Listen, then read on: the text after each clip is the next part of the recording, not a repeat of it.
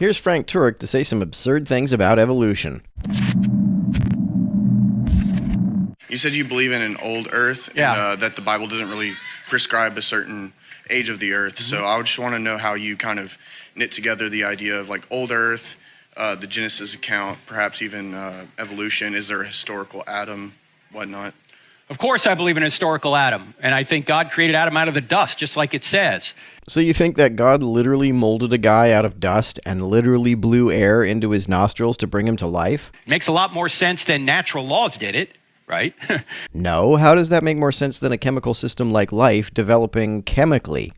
So yes, God created Adam out of the dust. When that happened, I don't know. What was the other part of the question? How does creation and evolution play into the Genesis account? Well, first of all, Or is- I think macroevolution is false on the merits, not because the Bible. Leave the Bible out of it for a minute. When you look at the evidence for macroevolution, I not only think the evidence is weak for macroevolution, there's very strong evidence against it. When you show creationists that you can see mutation, adaptation, and speciation, in other words, evolution, in real time, they have trouble convincing people that their own eyes are lying to them, so they say, well, that's microevolution. I only deny macroevolution. And of course, they draw the line between the two as whatever amount of evolution can't be seen over a directly observable timescale. Okay? I'll just give you a few real quickly with the acronym LIFE, L-I-F-E. L stands for the fact that there's a limited capacity for change. There have also been limited changes. It's not as though the evolution of a new genus, family, or order requires infinite change.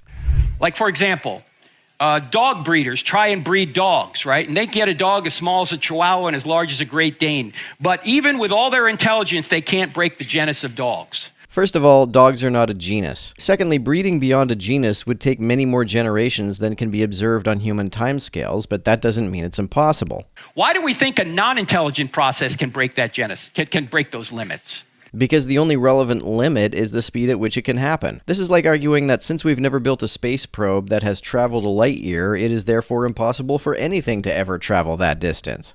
Doesn't make any sense, right? The I stands for irreducible complexity. And Michael Behe introduced this back in 1996 with his book, Darwin's Black Box, where he points out that there are so many aspects of living things that you can't build gradually, that they're irreducibly complex, that all the pieces and all the parts have to be in place in working order to have any function at all. This has been debunked 12 ways from Sunday. Every example Behe has ever cited loses its current function if you take parts away, but they retain other advantageous functions. The most famous example is the bacterial flagellum. If you take a part away, it ceases to function as a flagellum, but depending on which part is removed, it can still have one or more other functions. It's very plausible the flagellum evolved as a modification of a chemical gateway in the cellular membrane that secretes molecules out of the cell. It shares many of the same chemical structures as such gateways. You can't get there gradually. Like you can't get, Richard Dawkins talked about, well, maybe our eyes were developed through some sort of gradual process where we had at first sort of light-sensitive cells and then they eventually evolved into an eye. What Dawkins doesn't seem to realize is that light-sensitive cells are irreducibly complex themselves. How so? Citation needed for that one. And that to get to an eye, light-sensitive cells aren't a prerequisite to an eye. Why not? And even if they weren't the first components to evolve, they must have developed at some point. And you'd have to have vision the whole way through with all the parts there at the same time. Why? Having cells that react to light is not the same thing as vision, but it can still be an advantage. It could help you find food by telling you where the photosynthesizing plants are most likely to be, for example.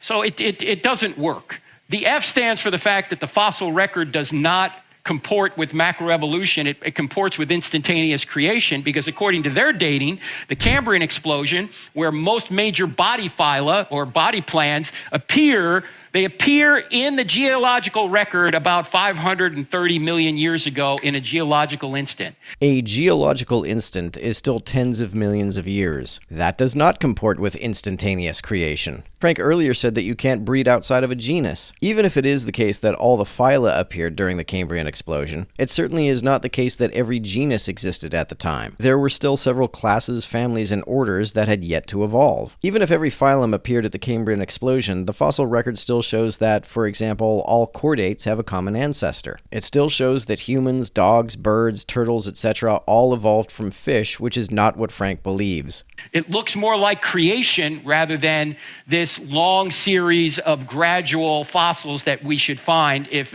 macroevolution were true. So 500 million years worth of new classes, orders, families, and genuses is not macroevolution? This is the most I've seen the macroevolution goalpost get moved. First, creationists said that one species can't turn into another species. Then when it was shown to them that we can see speciation in real time, they moved the goalpost to one genus can't turn into another genus. And now Frank seems to be arguing that it isn't macroevolution until we see a whole-ass new phylum evolve. This is a great problem for Darwin. He said, if my theory's true, why isn't the geological strata filled with all these intermediate fossils? He said, but don't worry, we'll investigate it and I'll be vindicated. No, that's not what he said. He explained that the preservation of fossils is very imperfect because of things like erosion that occurs between layer deposits. Well, for the past 160 years, we've been investigating the fossil record, and Darwin isn't vindicated.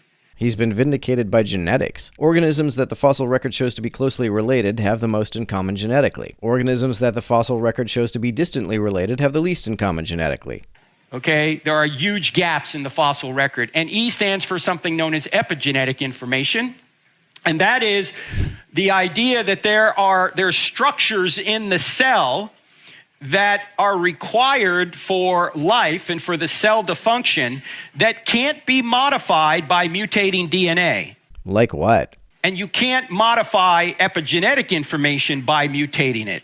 Yes, you can, but you don't have to. Epigenetics is when certain genes become activated or deactivated by environmental influences. This is modification without mutation. In other words, maybe an analogy would be if you have a software program in your computer, say an architecture program, to build a house, you can come up with a plan to build the house, but is the architecture program going to give you the nails, the wood, the lumber, the concrete to build the house? First of all, that has nothing to do with epigenetics. Secondly, that stuff comes from food. That's where, for example, you get the amino acids that make the proteins that DNA tells your ribosomes how to make. No, the architecture program is like DNA. It's the software. The hardware of a living thing is called epigenetic information. How is information hardware? And in order to get a new body plan, you need to modify epigenetic information. The problem is if you try and modify epigenetic information early on in the embryonic process, the living thing dies. It's lethal. I'm very curious about what Frank thinks epigenetics is, because that's not what biologists say it is. Also, mutations that determine things like body plans don't happen during embryonic development. They happen in the parent's germline before the organism is even conceived. So this is why on November 7th, 2016, in London, the Royal Society called together a meeting, and the premise of the meeting was the Darwinian theory of evolution doesn't work. We need to find a new theory. No, that's not what the conference was about. The main theme was the ways in which genes can change beyond just mutating, like epigenetic change and horizontal gene transfer. It absolutely did not say that Darwinian evolution needs to be replaced, only that mutation was not the only driver of biological change. It also looked at how organisms can influence their own evolution through niche construction, which means altering their own ecosystems in ways that then influence how natural selection affects them. Frank makes it sound like existing evolutionary theory needed to be thrown out when the conference only discussed ideas that can usefully supplement it. So they all met there in 2016. They pointed out several problems with neo-Darwinian theory, and they didn't come up with a new theory because there isn't one. They weren't trying to come up with a new theory. The subject of the conference was not that a new theory was needed. At most, there was some discussion of things that neo-Darwinism doesn't explain, not because it's wrong, but rather because it's incomplete. Okay? So not only is the evidence for macroevolution weak, in my opinion, there's evidence against it, and I just gave you 4. I could go on. None of what you cited is evidence against macroevolution. Okay, so I don't think it works. But look, let's suppose macroevolution is true. Does that mean there's no God? See, this is why intelligent design is non-falsifiable and therefore not scientific. When Phil Mason debated Ray Comfort many years ago, he said that people used to think that God makes it rain and science shows how rain really works. Comfort replied that God does make it rain, and things like evaporation and condensation are how he makes it rain. This shows these objections to naturalistic explanations to be very disingenuous. Even if you convinced Frank that macroevolution does occur, he would still be a proponent of intelligent design. He would just say, well, that's how God intelligently designs things. No. Does that mean Jesus didn't rise from the dead? No. No. So even if it's true, it doesn't defeat Christianity. I just don't think it's true based on the merits. You clearly don't understand the merits.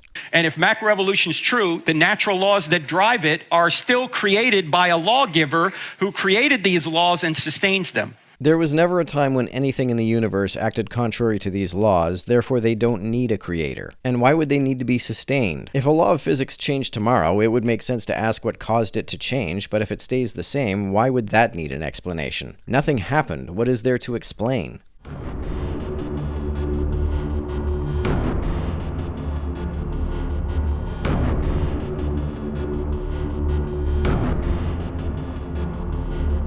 To everyone who helps me out on Patreon, you're a big help. Thanks so much.